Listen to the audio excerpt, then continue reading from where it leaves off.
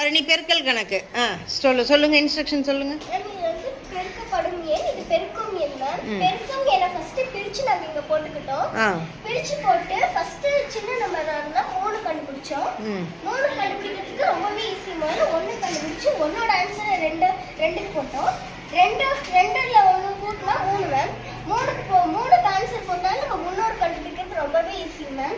Ma'am 3 போட்டு 300 இங்க போட்டுருக்கோம் மேம். 300 போட்டு 3ஓட ஆன்சர் அப்படியே கீழே போட்டோம் மேம். கீழே போட்டு இங்க இருக்க 2 ஜீரோ எடுத்து இங்க போட்டோம் மேம். நாங்க அப்ப 300க்கு நமக்கு விட வந்துச்சு மேம். இப்ப 50 கண்டுபிடிக்கிறதுக்கு 2ஓட ஆன்சரையும் 3ஓட ஆன்சரையும் கூட்டி இங்க போட்டுருக்கோம் மேம்.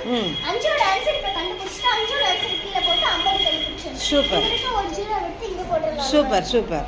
Next 300 53 ma'am. 3 கூட்டினா 353, அதோட விடையும் கிடைச்சிரும். சூப்பர்.